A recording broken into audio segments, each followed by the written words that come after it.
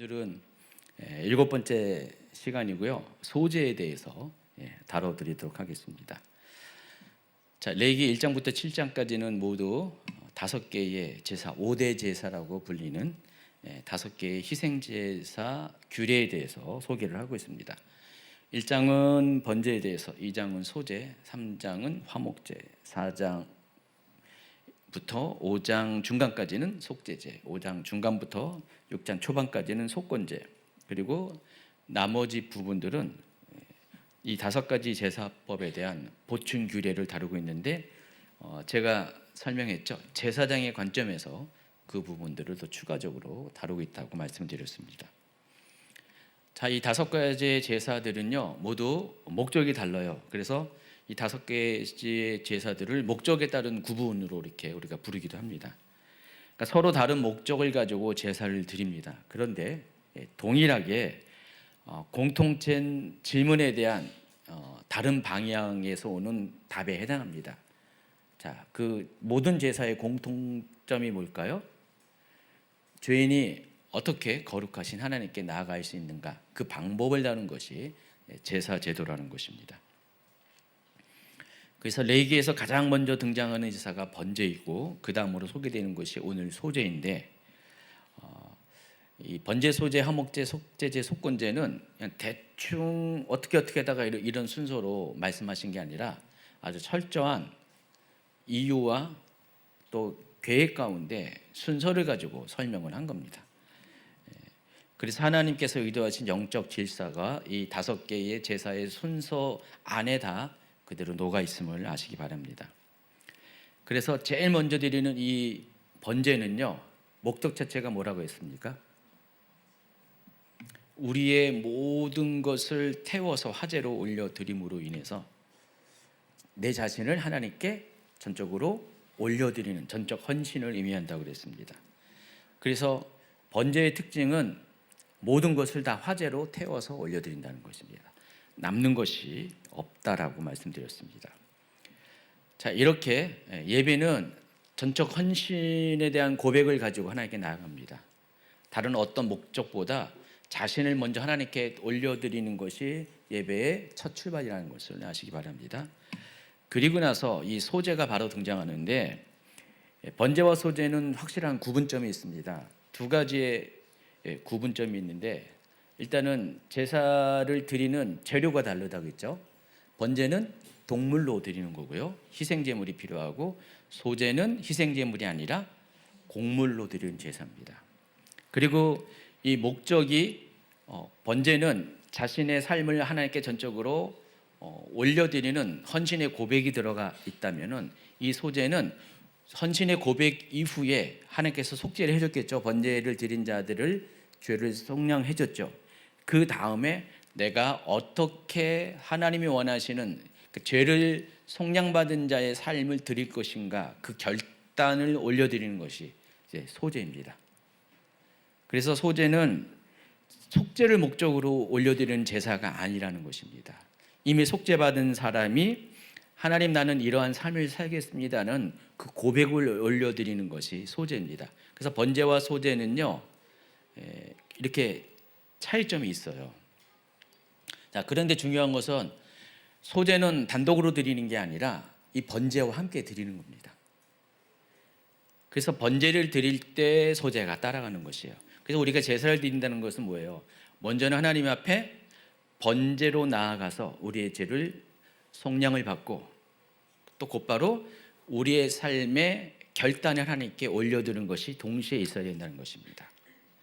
번제만 드리는 것이 아니라 한 번에 제사를 드릴 때, 하나님께 나아갈 때, 제사를 드릴 때 먼저는 번제를 드리고 그 다음에 소제를 연이어서 드림으로 인해서 하나님께 죄의 고백과 그 죄의 고백에 대한 속죄를 받고 나서 이제는 하나님 앞에 내가 그 죄를 속죄받은 사람이 이렇게 살겠습니다 하고 자신의 삶을 고백하는 이 2가지가 한 몸으로 하나님께 올려드려야 된다는 것입니다.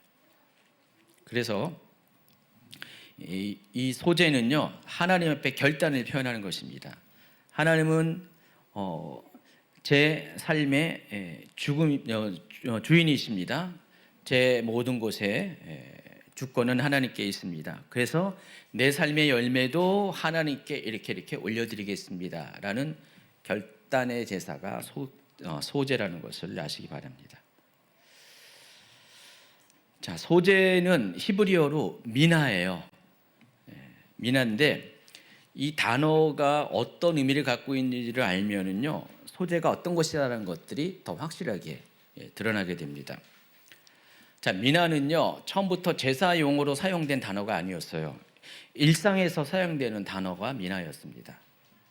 여러분, 번제로 번역한 히브리어 올라는 철저하게 제사 용어에 해당하는데, 이 소제로 번역한 이 미나는 처음부터 제사 용어가 아니었고 일상에서 사용했던 단어였다는 것입니다. 그래서 기본적으로 선물이라는 의미를 갖고 있어요. 사람에게 주는 선물, 기프트, 이게 미나입니다. 자, 그리고 이게 조금 더 발전해서 아랫사람이 윗사람에게 드리는 어떤 예물로 사용되었고요. 더 나아가서 약한 나라가 강한 나라의 왕에게 주는 조공을 가리키는 말도 미나입니다. 성경에도 이 미나라는 단어가 여러 곳 등장하는데, 그 중에서 여러분이 잘 알고 있는 야곱이 형 에서를 만났을 때 화해를 위해서 선물을 보내죠. 자, 그때 이 선물이라는 단어로 사용한 것이 바로 미나입니다. 그리고 요셉의 형들이 애굽의 총리였던 요셉에게 예물을 가져가는데 또 예물로 번역한 단어도 미나입니다. 그래서 미나는 그냥 단순한 수준의 선물만 의미하는 것이 아니라 상대방의 권위를 인정하고 또 자신의 지위를 낮추며 존중과 충성을 표현하는 그런 감사의 표시, 경애의 표시로 드리는 것이 미나입니다. 그래서 고대 근동에서는 이 미나가 왕에게 바치는 조공의 의미가 강했다는 것입니다. 그래서 미나는 어떤 정치적인 목적을 가지고, 정치적인 관계의 목적을 가지고 약한 나라의 왕이 강한 나라의 왕에게 주권을,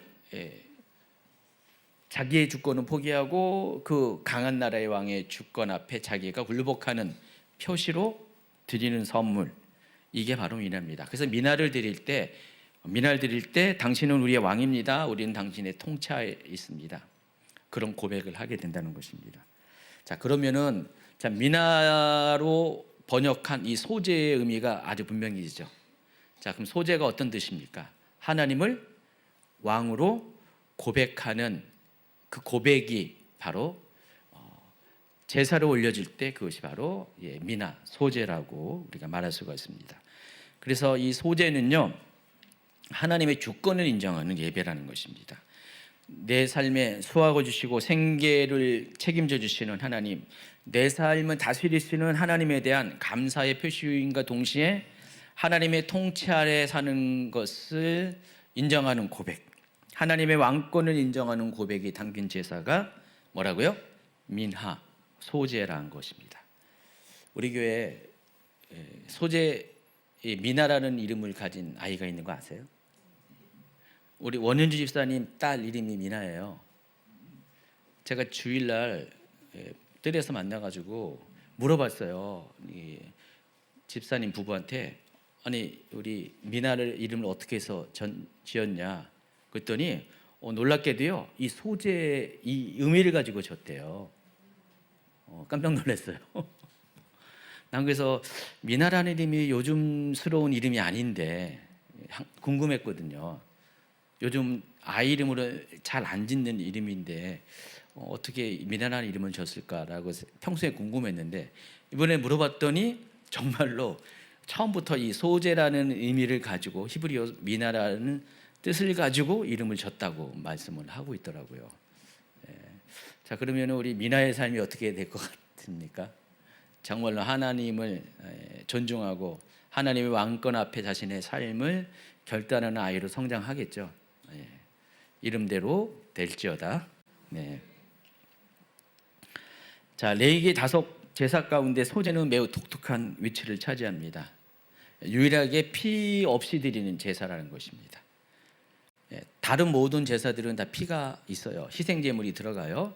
번제는 완전한 희생제물 전부를 드리는 거고 나머지 제사는 부분적으로 드리는 제사인데 어쨌든 간에 피는 다 거기 하나님께 올려지는데 오직 이 미나 소제만이 피가 올려지지 않습니다.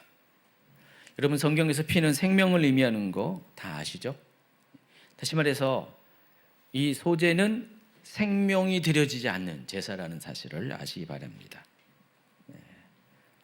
그래서 이 소제는 죄의 속죄와는 상관이 없다라는 것을 아셔야 돼요.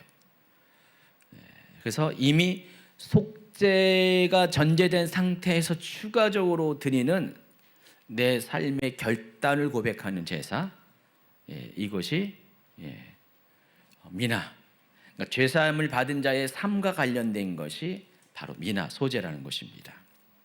그래서 번제와 소제를 확실하게 구분하자면은 번제는 하나님께 나아가는 길을 여는 제사라고 한다면은 소제는 그 길에 들어선 사람이 하나님 앞에 어떻게 살아야 하는지를 보여주는 제사, 이게 소제라는 것입니다.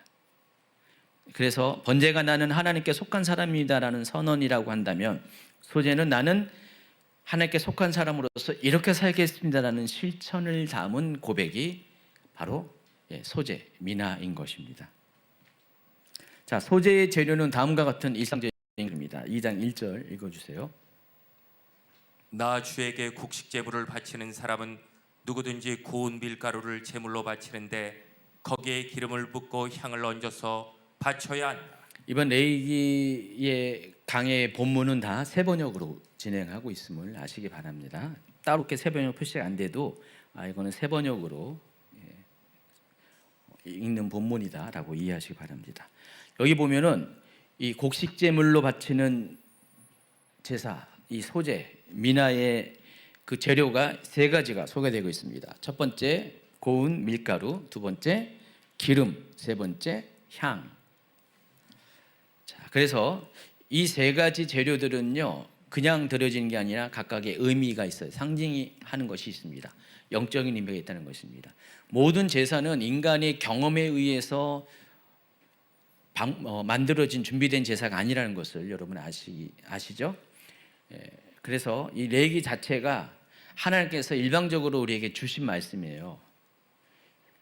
그러니까 하나님이 우리는 이 제사 방법을 잘 알지 못했는데 하나님이 이런 목적이고 이럴 때는 이런 제사들이라고 하나님 편에서 일방적으로 주어진 것이 바로 레위기에 나온 제사라는 것입니다. 그래서 하나님께서 번제의 목적과 방법도 가르쳐 줬고요. 또 소제도 마찬가지로 소제를 왜 드려야 되는지 어떻게 드려야 되는지를 하나님으로부터 직접 그 방법과 길이 제시가 되었다는 것입니다. 그래서 재료를 고르는 것도 하나님이 말씀하신 대로 우리가 하는 거예요. 그래서 하나님이 고운 가루로 드리라 그랬어요. 거기에다가 유황을 첨가하고 기름을 붓고 향을 첨가해서 이 소제 미나를 드리라고 말씀을 했습니다. 자, 그러면은 그렇게 드리라, 그런 재료를 가지고 그렇게 드리라는 것은 다 이유가 있다는 것입니다. 그래서 고운 가루가 의미하는 것이 상징적인 의미가 다듬어진 인격을 가리킵니다. 여러분 고운 가루로 만들기 위해서는 어떻게 돼요? 곡식을 빻고 체에 걸리는 과정이 반복됩니다. 요즘처럼 뭐 제분 기술이 너무 좋아가지고 그냥 그렇게 하는 게 아니라 옛날에는요 여러 번 반복해서 곡식을 절구로 빻니다. 예전에 그 이스라엘이 지나갔던 출애굽 여정에 보면은 그 곡식을 빤 절구들이 유물로 이렇게 출토가 된 것을 봤는데 아주 조잡한 거죠. 그냥 돌로 된 요만한 절구입니다. 그걸 가지고요 역시 돌로 된 방망이 가지고 이렇게 빠는 거예요. 빠는데 곱게 빠지는 게 아니잖아요. 여러 가지 거칠게 빠지죠. 그러면 그걸 가지고 체에다가 쳐가지고요 가는 여기 고운 가루들은 빠지게 하고요. 또 굵은 것들은 다시 넣어가지고 또 빠고 그런 식으로 해가지고 몇 번의 과정을 거쳐서 고운 가루가 생성이 됩니다. 그래서 빻고 체에 걸르는 과정들이 계속 반복되는 그런 과정을 통해서 껍질은 제거되고 입자가 고르게 된 상태가 됩니다. 그런데 이 고운 가루가 만들어진 과정 속에 이렇게 여러 가지 찌고 체에 걸리는 과정을 통해서 이 고운 가루가 일정 사이즈의 균형 잡힌 가루가 되는 것처럼, 자, 우리가 이 소재를 드리는 목적이 우리의 삶을 드리는 거잖아요. 우리의 인생을 드리는 거잖아요. 이 소재 제사를 드리는 것은, 고운 가루로 하나님께 이 소재 제사를 드리는 것은 지금 번제도 희생 제물을 드리는데 그것은 곧 누굴 드리는 거예요? 나 자신을 드리는 거잖아요. 여기에서 고운 가루도 나 자신이에요. 그러니까 내 자신이 고운 가루처럼 그와 같은 과정을 겪어서 하나님께 올려드립니다라는 고백이 바로 소재거든요. 그럼 고운 가루가 되기까지의 과정이 있는 것처럼 내 삶도 그와 같이 찌고 걸려지고 하는 과정을 하나님께 드린다는 고백이 이 소재를 이렇게 담기게 된다는 것입니다. 그래서 한번 여러분 인생 가운데 한번 이렇게 짓이겨 본 경험이 아니겠잖아요. 한 번도 안 짓이겨 봤습니까? 자, 하나님은 한 번이 아니라 여러 번을 그냥 계속 짓이기잖아요. 짓이기고 거기서 또 고르고 체에서 고르고 또 아직도 거친 것이 남아 있으면은 또 짓이기시고, 차증아 우리가 그냥 가루가 될 때까지, 우리의 삶이, 우리의 인격이 가루가 될 때까지 하나님은 계속해서 그런 연단을 주시잖아요. 그래서 그 연단의 과정을 통해서 아주 골고루 균형 잡히게 고루하게 하나님께 드릴 수 있는 부드러운 곳으로 되어질 때 그와 같은 삶으로 드려진 것이 바로 소재라는 것입니다. 고운 가루는 그와 같은 의미가 있어요. 그래서 고운 가루는 균형 잡힌 인격, 성숙한 성품, 흠없이 준비된 마음을 상징합니다. 두 번째가 기름입니다.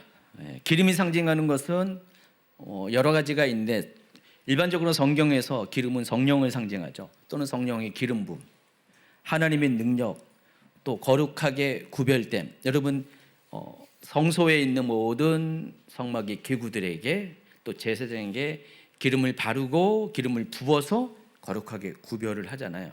그래서 이 기름은 그와 같은 의미들을 담고 있습니다. 그래서 하나님 앞에 고운 가루와 더불어서 이 기름을 드린다는 것은 뭐예요? 내 삶에 그냥 건조한 가루만 있는 것이 아니라 성령의 기름 부음도 함께 얹어서 하나님께 올려드린다는 그런 삶의 고백이 담겨져 있는 게 바로 소재 미나라는 것입니다. 세 번째, 유향입니다. 자, 유향은 태울 때 향기가 나는 향료입니다.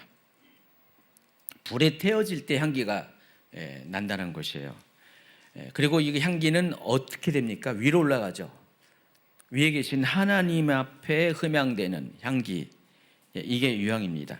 그래서 우리의 삶에 하나님 앞에 향기가 되어서 올려드리는 그와 같은 것이 있어야 돼요. 그래서 이렇게 소재, 미나는요, 고운 가루와 또 기름과 또 유황으로 된 이 세 가지가 하나님께 같이 올려지는 게 바로 소재입니다. 여기에 지금 1, 2, 3절에는 나와 있지 않지만 2장 13절에 추가적으로 소금에 대한 이야기가 있습니다. 소금도 같이 넣도록 하여라. 2장 13절. 내가 바치는 모든 곡식 제물에는 소금을 넣어야 한다.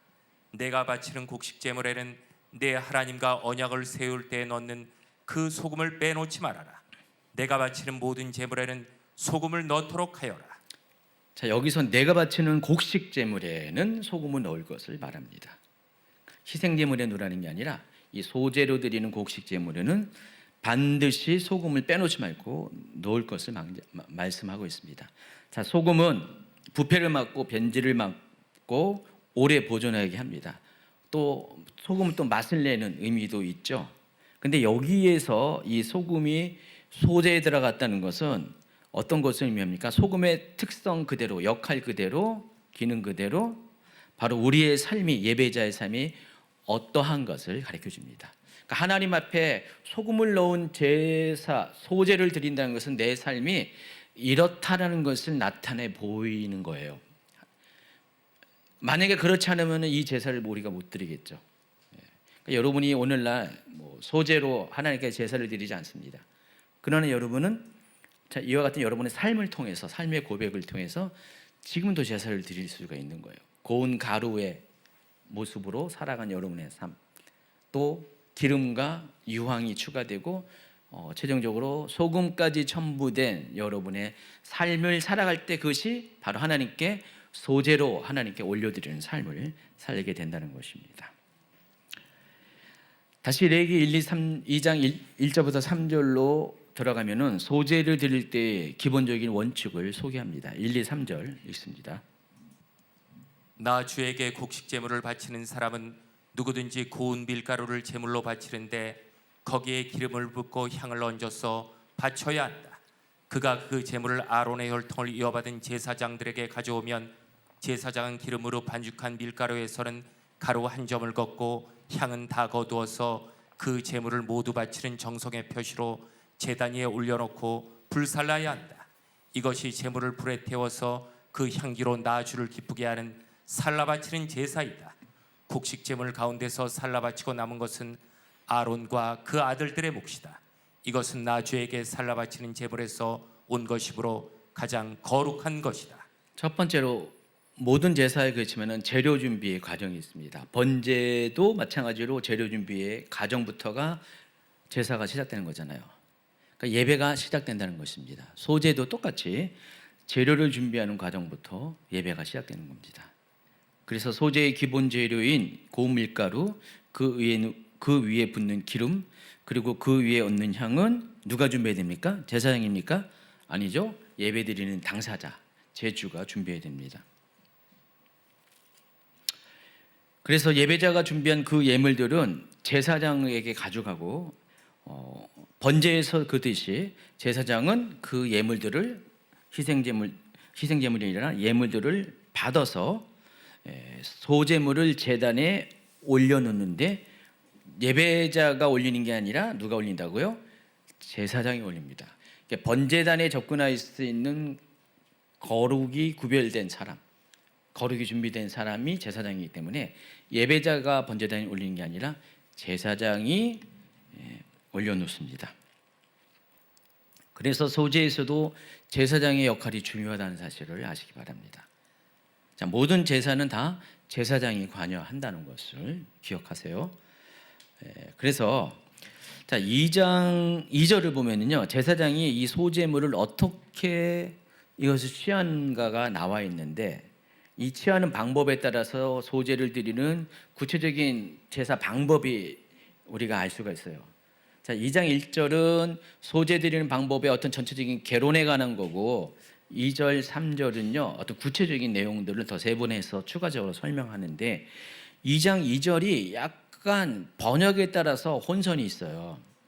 그래서 제가 좀 찾아봤더니 새번역과 쉬운 성경, 현대어와 같은 요즘 들어서 좀 이렇게 개선된 번역들, 좀 요즘 형편에 맞는 번역들은요 뭐라고 번역하냐면 기름으로 반죽한 밀가루에서 가루 한 줌을 걷고 향은 다 거두어서 그 제물을 모두 바치는 정성의 표시로 제단 위에 올려놓고 불살라야 한다라고 합니다. 자, 이 말은 핵심 포인트가 그렇습니다. 밀가루 자체를 드리는 것이 아니라 밀가루를 기름으로 반죽한 그것을 가지고 그것에서 가루 한 줌을 하나님께 올리라는 거예요. 자, 그런데 우리가 일반적으로 보는 개역개정과 흥정역을 보면은요, 밀가루가 기름에 반죽되거나 섞인 상태가 아니라 서로 분리된 상태에서 각각 한 움큼씩 취하여 유황과 함께 번제단에서 기념물로 화젤로 불살라 드릴 것을 명령하고 있습니다. 그러니까 어떤 번역은 밀가루에 기름을 넣어가지고 반죽해가지고 그것을 한 줌 집어가지고 하나님께 올려드리는 거고, 또 다른 번역은 섞이지 않은 상태에서 반죽하지 않은 상태에서 가루 자체와 기름을 이렇게 한 움큼씩 하나님께 번제단에 올려드리라는 그와 같은 방식으로 소제드리라고 소개를 하고 있습니다. 어떤 게 맞을까요? 그래서 조금 더 자세히 살펴봤더니 히브리의 문법 구조를 살펴보면은 두 번째 게 맞아요. 고운 가루 한 움큼과 그 기름과 모든 유황을 분리된 상태에서 하나님께 올려드리라는 것입니다. 반죽한 상태가 아니야. 이게 맞다라는 것입니다.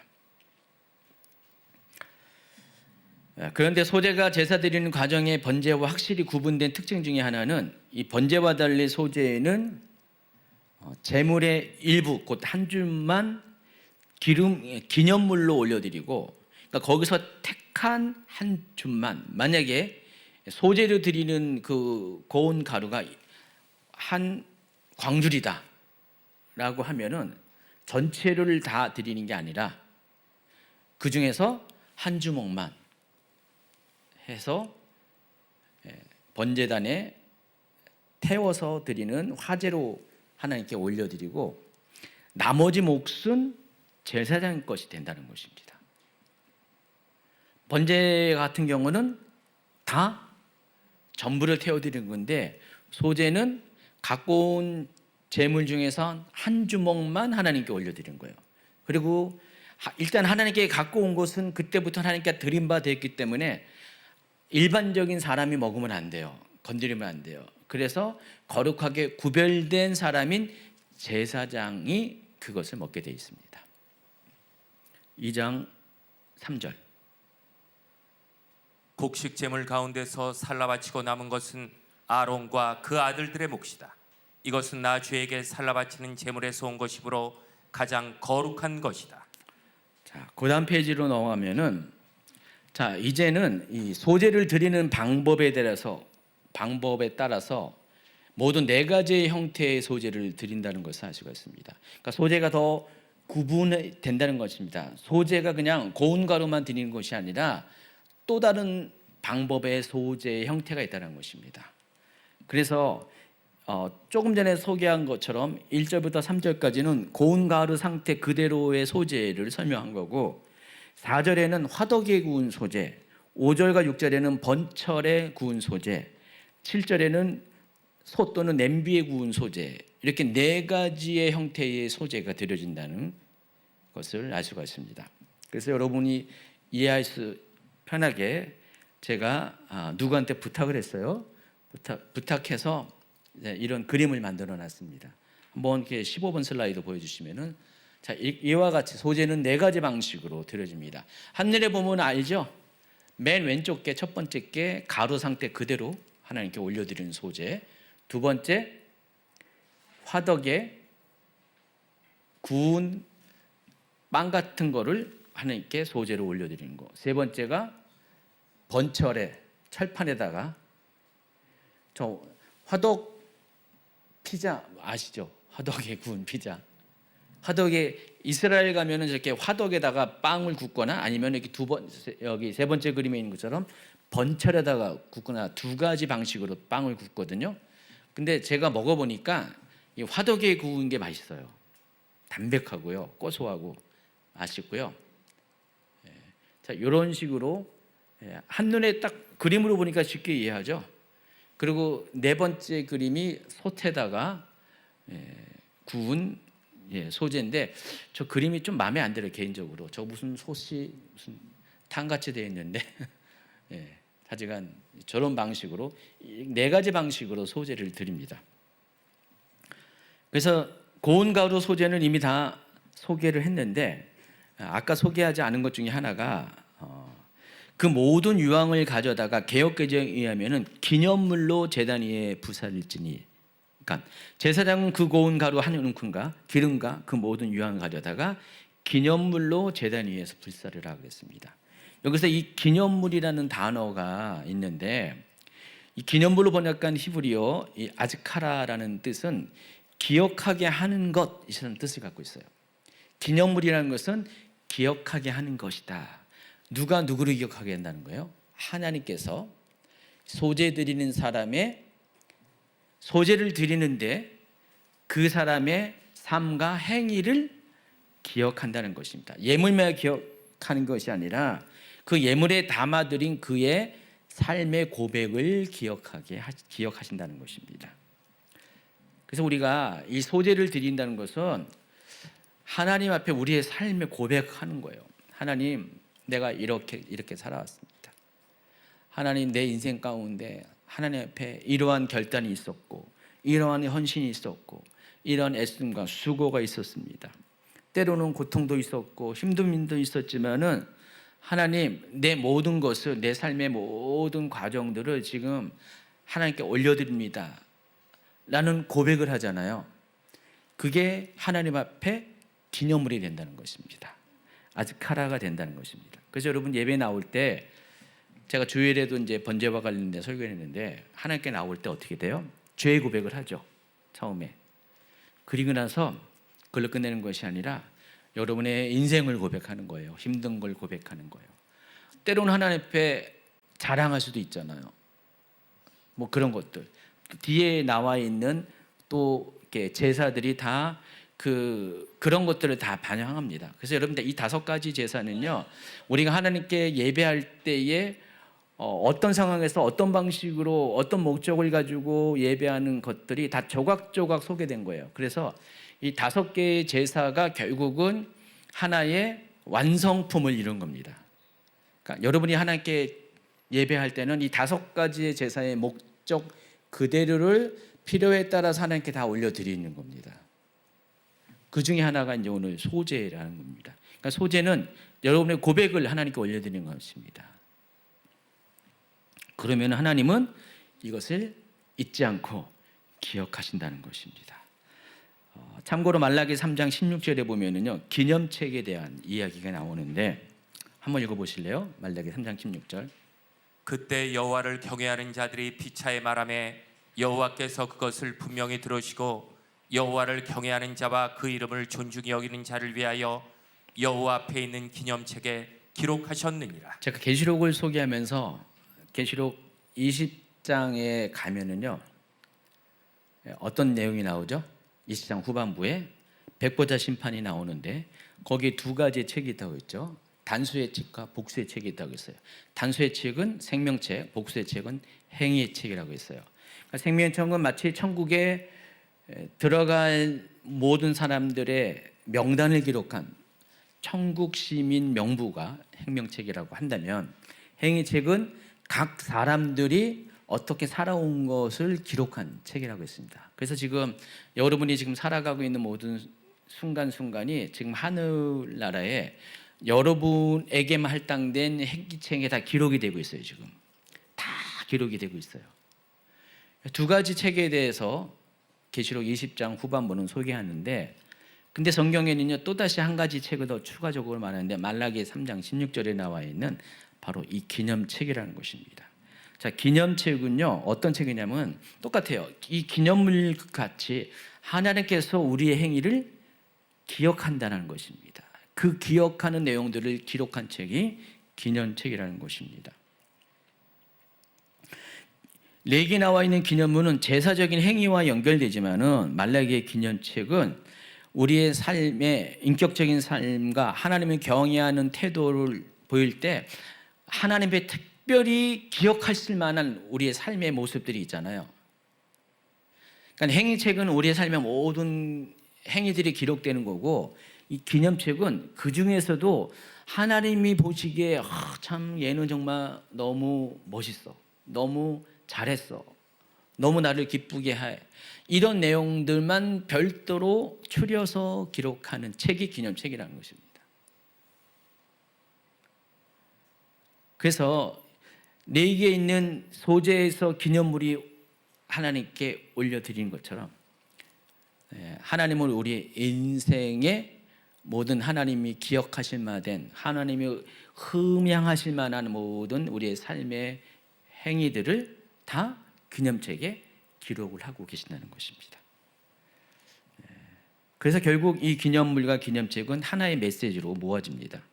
하나님은 우리의 삶을 보시고 기억하신다는 사실, 우리의 헌신을 잊지 않으신다는 것. 우리는 여러 가지 면에서 하나님께 봉사하고 우리의 삶을 드리고 또 재정으로 하나님께 올려드리고 막 그렇게 하잖아요. 이게 다 무슨 소용이야? 나만 헛수고 한 거 아니야? 뭐 그렇게 생각할 때도 있잖아요. 왜냐면 뭐 보상이 없는 것처럼 보이고 막 그러잖아요. 아무리 그렇게 해도 나에게 나는 여전히 힘들고 어렵고. 근데 아닙니다. 하나님은 다 기억하고 계세요. 그리고 그걸 다 그 기록을 쌓아두고 계신다는 사실을 아시기 바랍니다. 그래서 여러분이 예배할 때 그냥 말해도 돼요. 하나님, 나 이렇게 했잖아요. 하나님, 내가 이렇게 한 거 기억하고 계시지 않습니까? 라고 그렇게 말을 하셔도 돼요. 그러면 이게 하나님 우리에게 그렇게 하라고 이 소재의 방법을 주신 거예요. 그와 같은 통로가 소재거든요. 여러분 이렇게 예배하러 나와서 그냥 얘기하세요. 그럼 하나님이 그걸 다 평소에도 기억하고 기록하고 계시면은 특히 예배에서 이렇게 말씀하신 건 더 기억하실 것 같습니다. 더 잊지 않으시고요. 여러분이 예배 가운데 고백한 모든 것들 하나님 기억하고 계셨다가 어느 순간 하나님께서 여러분의 삶 가운데 개입하셔서 그것을 그렇게 기억하고 있다. 내가 그 기억한 것대로 너에게 이렇게 할 것이다. 어느 순간에 말씀하실 때가 올 겁니다.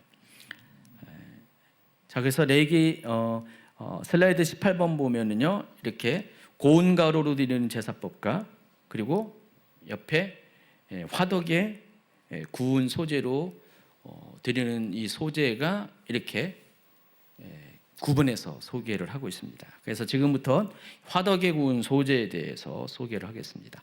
일단 화덕의 생김새가 일단 화덕에 들어가면은 그 빵이 보이나요, 안 보이나요? 눈에 안 보이잖아요. 화덕에 들어가면은요. 자, 2장 4절을 한번 읽도록 하겠습니다. 내가 화덕에 구운 것으로 곡식 제물을 바치려거든 고운 밀가루에 기름을 넣어서 반죽하여 누룩을 넣지 않고 만든 둥근 과자나 누룩을 넣지 않고 기름만 발라서 만든 얇고 넓적한 과자를 바쳐야 한다. 자, 일단은 좀 전에 소개한 것처럼 화덕에 구운 소재의 특징은 밖에서 보이지가 않는다는 것입니다. 그래서 이것은 보이지 않는 연단을 의미하고요. 우리가 하나님 앞에 소재를 드리는 것은 내 인생의 고백을 올려드리는 건데, 바로 이 화덕에 구운 소재를 드린다는 것은 여러분이 보이지 않는, 남들이 알 수 없는 연단의 삶을 하나님께 예물로 올려드리라는 그런 권면이라는 것입니다. 그래서 화덕은 하나님과 나 사이의 은밀한 훈련의 자리이고 보이지 않는 연단이고, 이것을 제사 드릴 때, 하나님께 나아갈 때 고백을 하라는 뜻이에요. 자, 고운 가루 소재가 다듬어진 삶을 상징했다면은, 균형 잡힌 인격, 신앙을 상징했다면은, 화덕에 구운 소재는 이보다 더 나아가서 훈련된 삶, 연단을 통과한 삶을 의미합니다. 그래서 화덕에 구워지기 위해서는 고운 가루가 빠지고 또 채 걸러진 상태로 하나님께 올려드리죠. 근데 여기서 더 나아가서 반죽을 당합니다. 일단은 고운 가루 그 상태가 아니라 반죽을 해야 되잖아요. 섞이고 눌린 과정이 더 추가가 된다는 것입니다. 그리고 시험과 연단을 상징하는 불을 통과해야 돼요. 그래서 고운 가루로 드리는 것보다 반죽해서 화덕에 구운 소재는 더욱더 강도가 센 우리의 삶의 연단을 고백하는 제사라는 것을 알 수가 있습니다.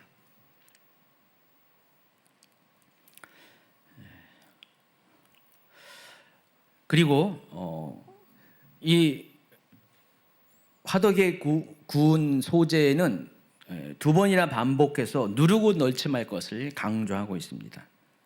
자, 누룩을 넣지 말 이유는 여러분 분명히 알죠. 누룩이 의미한 것이 성경에서 죄죠. 근데 그 죄가 전염성이 강하잖아요. 여러분 마태복음의 13장에 보면은 천국 비유를 하면서 가루 서말에 넣은 누룩과 같다라고 했어요. 천국은. 그래서 가루 소말에다가 누룩 요만큼 넣는데 금세 부풀러지잖아요. 그런 것처럼 이 죄의 특성은 일단은 공동체에 죄가 들어가면 어떻게 돼요? 전염성이 강해서 막 퍼지고요, 부패하고요, 막 상황을 왜곡시키는 그와 같은 역할을 합니다. 그래서 하나님께 올려드리는 것들은 절대로 누룩을 넣지 않는다. 하나님께 올려드리는 모든 제사의 예물은 누룩이 없는 것이어야 된다는 사실을 아시기 바랍니다. 나중에 진설병을 하나님 앞에 올려드릴 때도 똑같이 그 진설병도 누룩을 넣지 않는, 우리식으로 말하면 뭐예요? 누룩 없는 떡이 뭐예요? 옛날에 뭐 어른들 개떡이라고 하잖아요. 개수떡 해가지고요. 누룩 넣으면은 요즘 제과점에서 파는 그렇게 부드럽고 그런 게 누룩이잖아요. 근데 누룩 없는 거는 완전히 부풀지 않은, 그렇게 밀가루 그 상태가 그대로 있는 것, 그게 누룩 없는 빵입니다. 그러니까 성경에서는 그걸 무교병이라고 부르죠. 이 무교병을 드린다는 것입니다. 화덕의 무교병을 이렇게 구워서 드리라는 것입니다. 그래서 화덕 소제는요, 하나님께 드려진 삶은 부풀려진 삶이 아니라 정직하고 죄가 없는 순전한 삶임을 이야기합니다. 그래서 우리가 하나님께 그러한 인생의 고백을 담은 제사를 드리라는 것입니다. 그런데 이 소제는, 이 화덕에 구운 소제는요, 기름이 섞여서 반죽이 됩니다. 그러니까 기름 섞인 과자의 형태로 하나님께 올려드리라고 했습니다. 그래서 기름이 위한 것이 성령인데, 그래서 이 고운 가루는 여러분 자신이잖아요. 근데 이 고운 가루인 여러분에게 성령이 들어와서 성령과 반죽이 되어진 상태에서 여러분 자신을 예물로 올려드리라는 것입니다. 이 말은 곧 성령께서 여러분의 삶 전체에 관여해서 여러분과 하나가 된 조화를 이룬 그러한 삶을 하나님께 올려드리는 것입니다. 그게 소제의 제사라는 것입니다.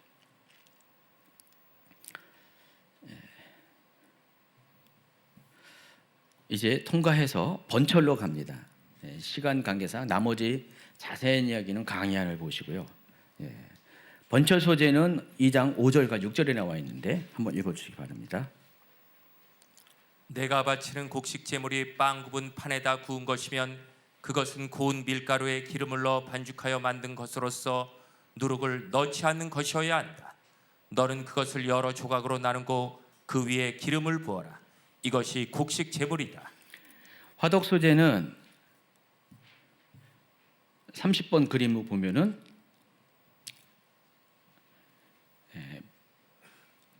죄송합니다. 아까 두 가지가 비교된 게 18번 그림 먼저 보여주고요. 18번 오른쪽이 화덕 소제죠. 그리고 30번 하면은 왼쪽에 있는 게 30번의 왼쪽에 번철입니다. 시각적으로 확실하게 구분되죠. 화덕은 어디서 구워집니까? 보이지 않는 곳에서 구워지죠. 근데 번철 소제는 보여지는 것, 공간에서 구워지는 그 차이가 있습니다. 그리고 또 화덕은요, 간접적인 열을 가해서 굽는 거죠. 근데 번철은 뭐예요? 직접적인 불을, 뜨거워진 번철 위에서. 그래서 화덕은 은근하게 이렇게 구워지지만 번철은 어떻게 돼요? 아주 빠르게, 잘못 구우면 탈 수가 있어요. 그래서 여러분, 그래서 우리가 이 두 가지 형태만, 그림만 봐도 딱 우리가 알 수 있죠. 저 안에서 화덕이나 번철에서 구워지는 저 고운 가루로 반죽된 저 빵은 누구를 의미한다고 했어요? 여러분 자신이잖아요. 그래서 화덕 안에서 보이지 않는 곳에서 은근하게 구워지는 것과 보이는 곳에서 아주 센 불로 구워지는 것은 분명한 차이가 있죠.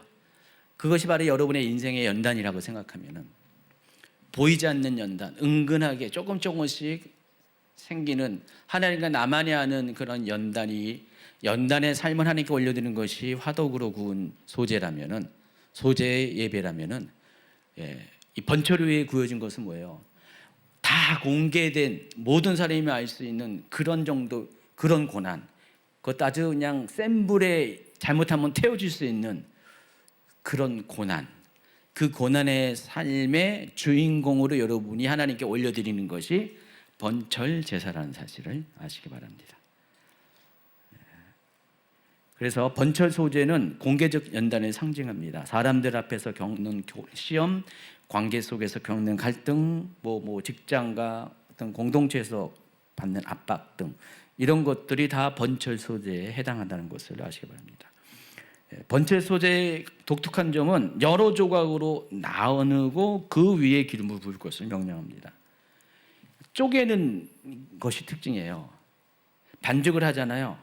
그럼 다 여러 조각으로 나누어서 완전한 덩어리가 아니라 조각조각 나눠서 이렇게 드리라는 거예요.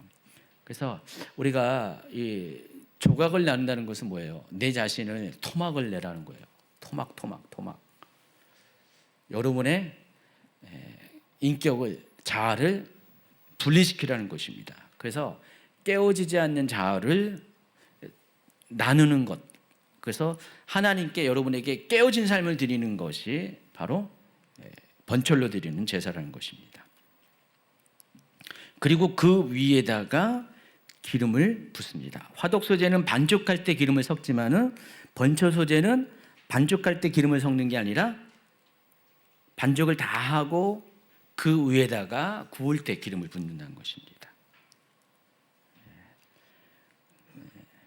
그래서 기름은 똑같이 성령의 기름 부음을 상징합니다. 그래서 화독 소제는 성령과 함께 버무러진 그런 삶의 연단을 올려드린다는 것이라면은, 이 번철로 드린 것은 여러분이 뜨거운 물의 연단 가운데 있는 상태에서 그것을 덮는 기름 부음, 그것이 만약에 상처라면은 상처를 덮는, 깨어진 심령을 덮는 기름 부음을 하나님께 구하고 그 상태로 올려드리는 것이 번철 제사라는 것입니다. 그리고 여기도 여전히 누룩이 없습니다. 그리고 마지막으로 30번 그림에 보면은 오른쪽에 냄비 소재가 들어갑니다. 솥 소재, 번역에 따라서 냄비, 솥 이렇게 나옵니다. 자, 2장 7절 읽어주시기 바랍니다. 내가 바치는 곡식 제물이 냄비에다 구운 과자이면 고운 밀가루에 기름을 넣어서 만든 것이어야 한다. 여기 보면은 화덕 소재는 닫힌 공간에서 굽고 번철 소재는 드러난 공간에서 굽는다는 특징이 있는데, 솥 소재의 특징은요, 집에서 매일 사용하는 주방 도구인 솥 또는 냄비에다가 이 빵을 구우라는 것입니다. 솥은 성막 기구가 아니에요. 제단의 도구도 아니고 종교적인 상징물도 아닌데 집에서 매일 일상적으로 사용하는 도구라는 것입니다. 그래서 이 솥에다가 하나님께 올려드리는 소제물을 구우라는 것은 가장 평범한 삶의 공간과 일상의 연단을, 그것을 하나님께 올려드리라는 그런 명령이기도 합니다. 그래서 어떤 특별한 것보다도 일상의 삶을 하나님께 올려드리는데, 일상의 삶 가운데 있는 어려운 것들, 이런 것들을 하나님께 올려드리는 것들이 솥소제라는 것을 아시기 바랍니다.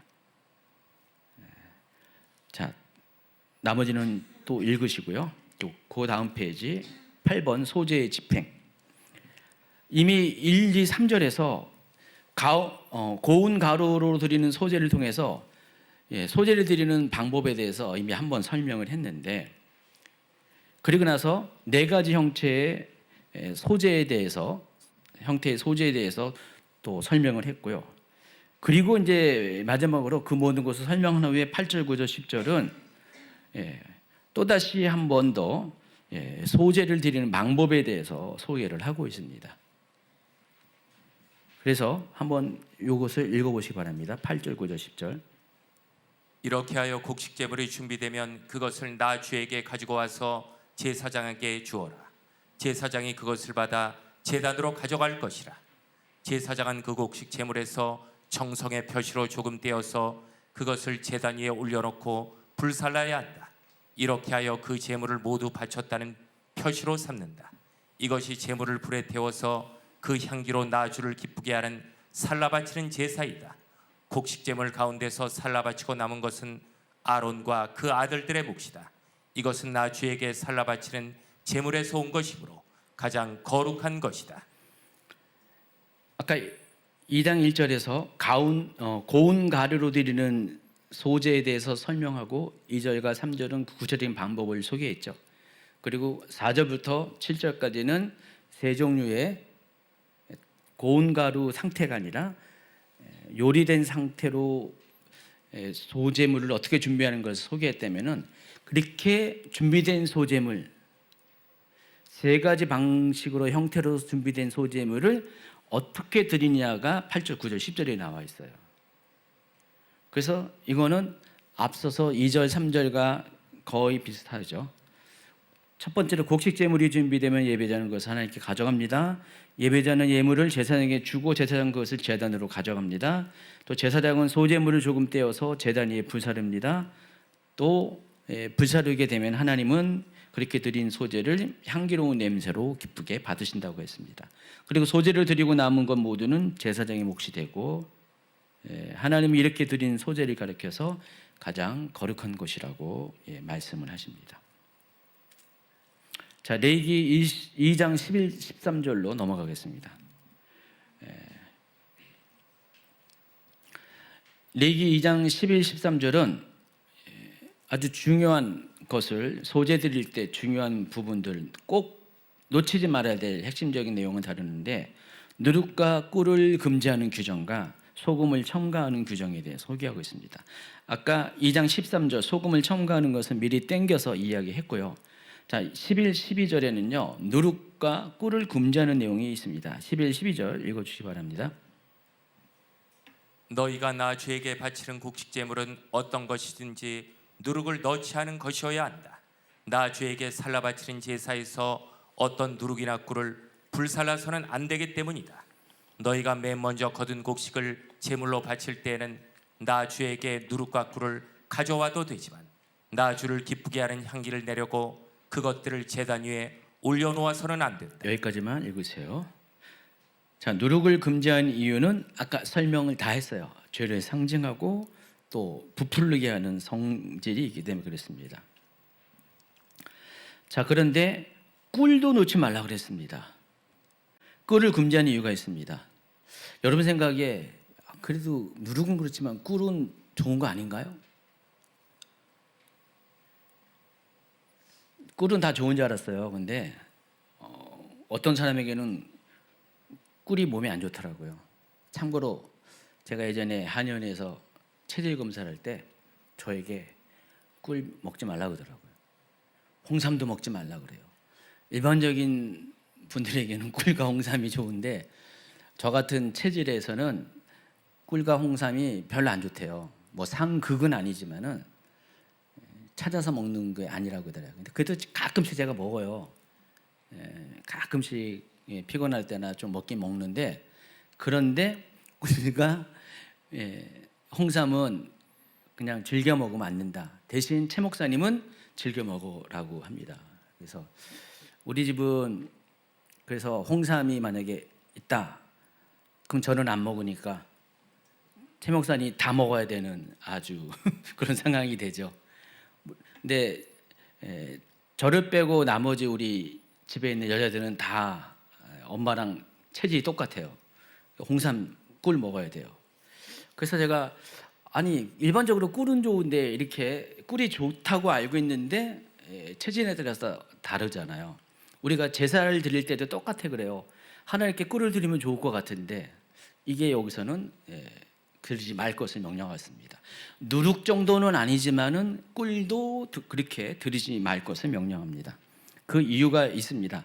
다 이 모든 이 소재의 예물들은요, 제물들은 다 영적인 의미가 있어요. 그 소재가 갖고 있는 그러니까 소재의 재물이 갖고 있는 예물이 갖고 있는 특성과 연관된 다 영적인 의미가 있다는 것입니다.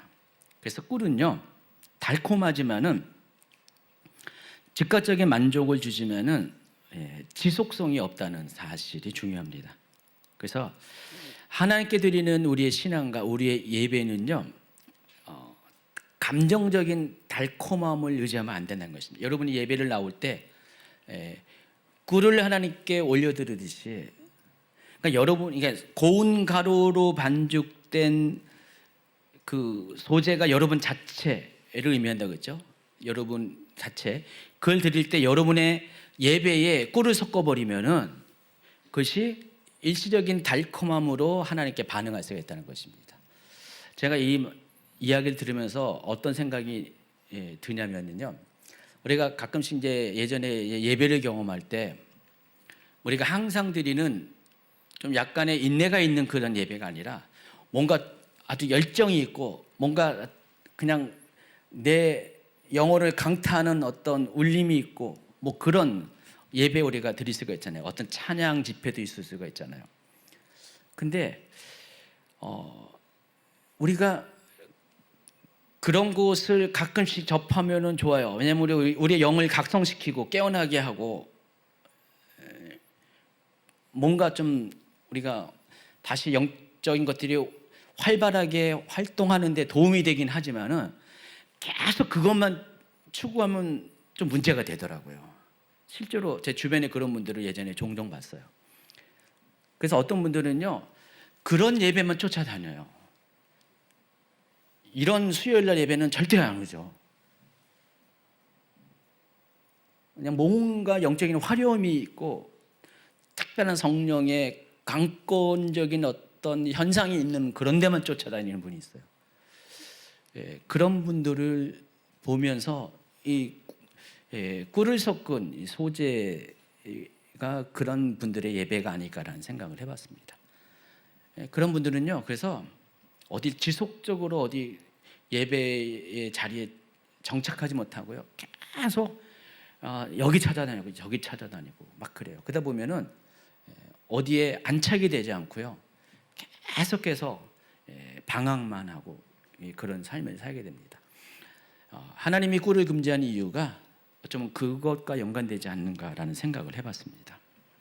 하나님은 순간적인 감정의 열기보다는 어떤 지속적인 거룩을 원한다는 것입니다.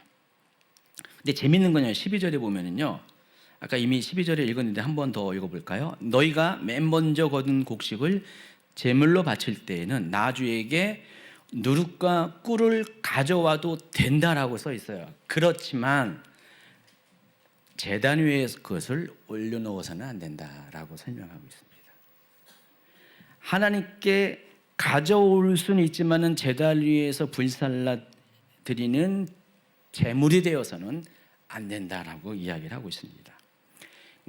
그래서 우리가 이렇게 이해하시면 돼요. 그러한 것들이 우리의 일상이잖아요. 우리 삶의 일상의 한 부분인데 하나님은 그것까지는 막아서진 않은데, 그러나 하나님께 드리는 거에 있어서는 그런 것들이 결코 드려지는 않는다는 구별이 있다는 사실을 아시기 바랍니다. 하나님은 모든 것을 허용하지만은 또 제단 위에 올라가는 것들은 거기에는 엄격한 구분이 있다는 것을 아시기 바랍니다. 자, 소금 첨가 구정은 13절에 나와 있고요.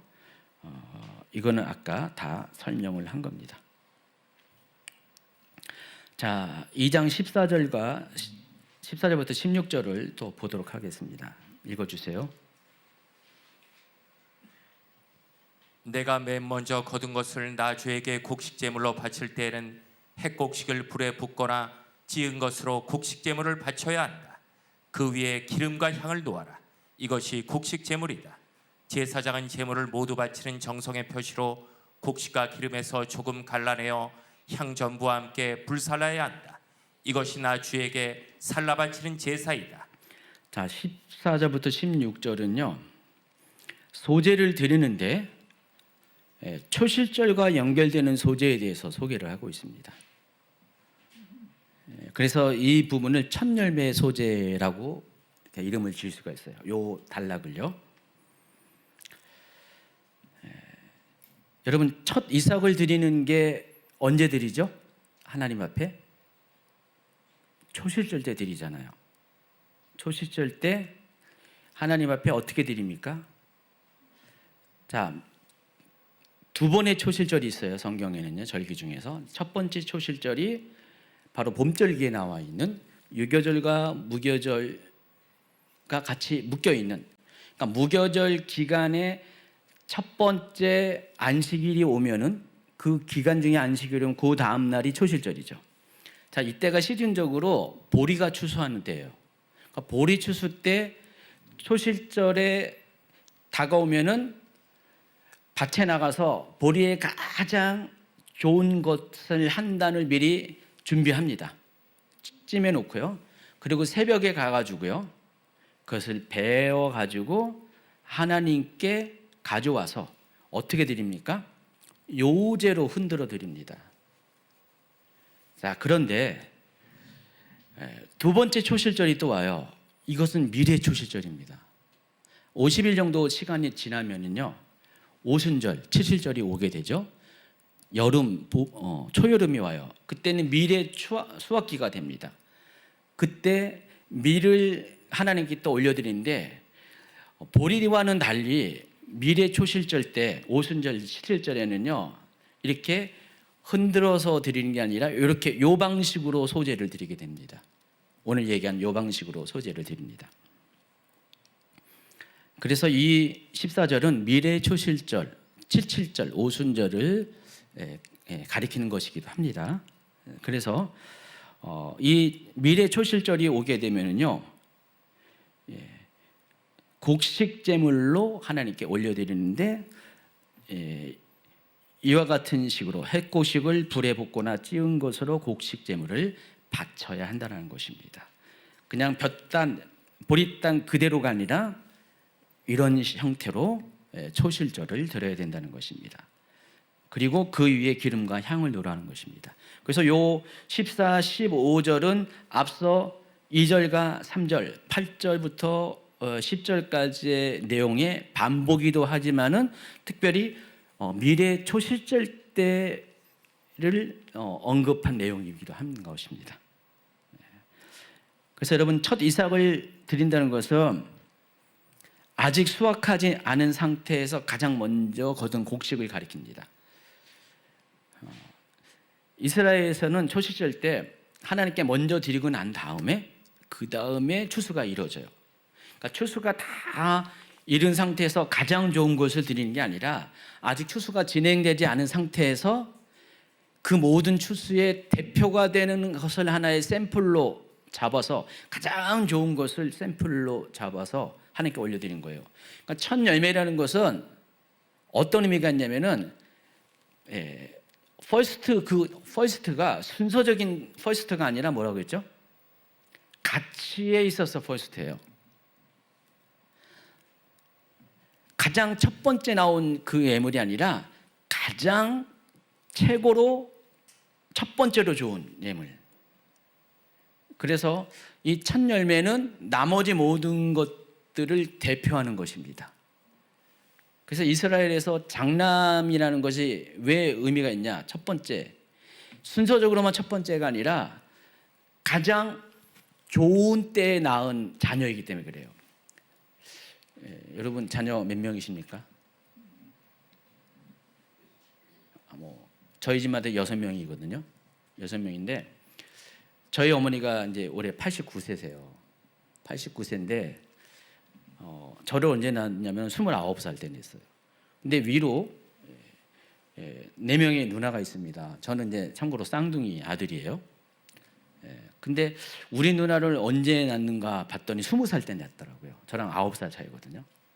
그럼 20살 때 낳은 자녀와 29살 때 낳는 자녀, 그리고 요즘은 예전에는 늦동이도 있잖아요. 40살 때 낳은 자녀. 다 그런 건 아닌데 자랄 때 보면은 젊었을 때 낳은 자녀와 좀 중년이 돼서 낳은 자녀는 좀 다르더라고요. 젊었을 때는 다 힘이 있잖아요. 왕성하잖아요. 모든 것이. 생명력이 완성할 때 낳은 첫 번째 자녀와 점점 늙어갈 때 낳은 자녀는 많이 달라요. 제 말이 뭔 말인지 이해가 가십니까? 그래서 가장 첫 번째라는 것은 순서적으로만 첫 번째가 아니라 실제적으로 가장 좋은 상태에서 하나님께 올려드리는 것이 될 수밖에 없는 거예요. 그래서 하나님께 첫 이삭을 드린다는 것은 가장 좋은 것을 드리는 거예요. 근데 이것은 믿음이 또 동반되는 행위라는 것입니다. 아직 추수가 이루어지지 않은 거예요. 근데 그 중에서도 가장 좋은 것을 드린다는 것은 하나님 앞에 자신의 믿음을 고백하는 거예요. 가장 최고의 것을 하나님께 올려둠으로 인해서 앞으로 추수가 되지 않았는데 아플싸 최고의 것을 올려드렸는데 나머지 것은 비실비실해 질 수가 있잖아요. 근데 가장 최고의 것을 올려드림으로 인해서 나머지 것도 그와 준하는 최고의 것을 하나님이 나에게 주실 것이라는 기대하는 믿음이 담겨진 신앙 고백이 바로 첫 이삭을 드리는 겁니다. 첫 열매를 드리는 것입니다. 그래서 하나님께 대한 신뢰의 고백이 들어간 것이 첫 이삭을 드리는 것입니다. 볶아서 찧어서 드리라고 그랬습니다. 그냥 잘라 드린 거 아니라 여기도 똑같이 불을 통과해서 드리라는 것입니다. 그러니까 연단과 준비를 통과함을 가리킵니다. 이미 아까 우리가 화덕과 번철 제사 그리고 솥 제사를 통해서 이 반죽과 찧어서 또 불을 통과해서 드리라는 것이 어떤 의미인지를 설명을 해드렸습니다. 그래서 첫 열매 소재는요 3가지 중요한 의미를 갖고 있습니다. 가장 먼저 드리는 것이고 최고의 것을 드리는 거고 또 미래를 하나님께 맡기는 신뢰의 제사라는 3가지 의미가 있습니다. 자, 이제 정말 얼마 안 남았습니다. 자, 레위기의 모든 제사는 궁극적으로 예수 그리스도를 가리킵니다. 소재 또한 마찬가지예요.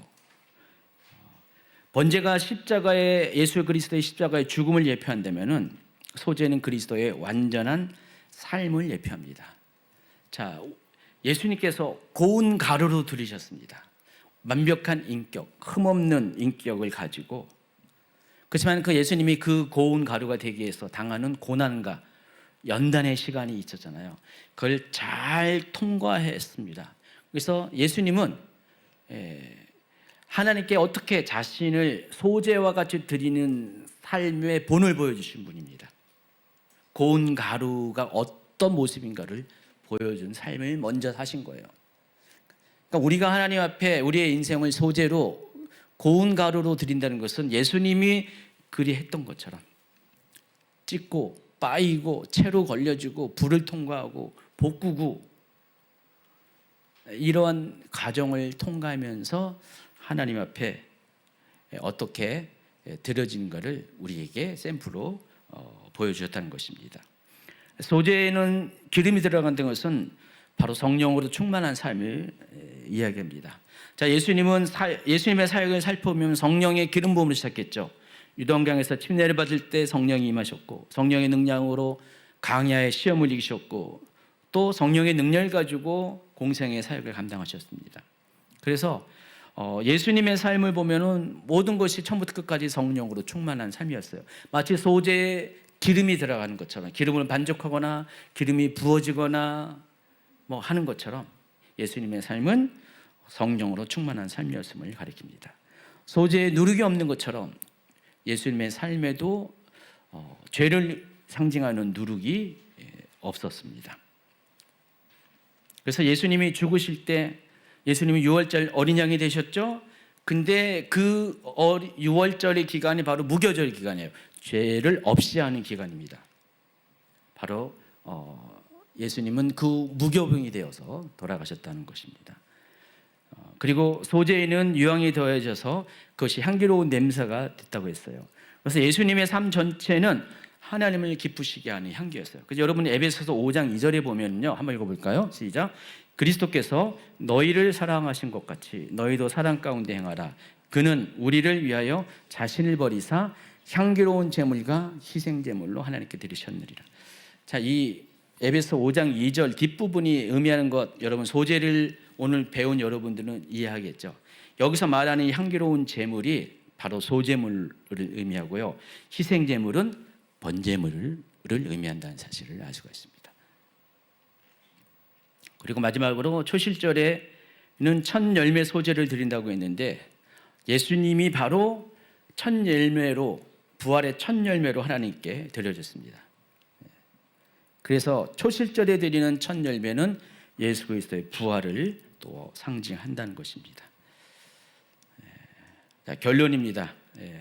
지금까지 소제에 대해서 이야기를 쭉 했는데 모든 제사가 그랬던 것처럼 이 모든 제사는 하나님께 어떻게 나아가는 방법을 가르쳐주는 것이, 우리가 하나님께 어떻게 예배자로 나아가는 방법을 가르쳐주는 것이 모든 제사고, 그런 측면에서 소제는 우리가 하나님 앞에 속죄를 받은 후에 어떤 방식으로 살아감을 통해서 하나님께 더 가까이 갈 수 있는 그 길을 알려주는 것이 소제입니다. 그래서 소제는요, 구원받은 이후에 우리가 하나님 앞에 삶을 드리는 제사이고요, 또 하나님께서는 구원받은 자에게 거룩을 요구하시고, 또 이 소제를 드리는 삶 자체는 연단을 통과하는 그런 삶을 예표하는 거고요, 또 하나님 앞에 신뢰를 드리는 제사이기도 합니다. 자, 우리가 이 소제를 드림으로 인해서 우리의 소유권이 하나님께로 분명하게 고백이 되어집니다. 주님, 저는 당신의 것입니다. 재산도 당신의 것입니다. 그렇기 때문에 제 일생과 제 수고와 제 미래, 심지어 고통과 연단과 모든 것까지 하나님께 속한 것입니다라는 고백을 올려드리는 게 소제입니다. 아까 우리 원윤 집사님 딸내미 이름이 미나라고 했는데, 소제라고 했는데, 여기까지 잘 알고 딸 이름을 졌는지 모르겠어요. 여러분, 소제가 단지 그냥 기념물로만 이해하고 하나님을 기쁘게 하는 향기로만 여러분이 이해했다면은, 이 소제는 이렇게 그 과정에 이르기까지, 목표에 이르기까지 여러 가지 이런 과정들이 수반된다는 사실을 아시기 바랍니다. 번제로 하나님께 나아간 여러분 모두가 이제는 여러분의 삶을 하나님께 향기로 드리는 소제물이 되어주기를 바랍니다. 오늘 이 말씀을 통해서 진정한 하나님이 기뻐하는 그 향기로운 제사 미나로 여러분이 하나님께 드려질 수 있는 결단의 시간이 되기를 예수님의 이름으로 축원합니다. 같이 기도.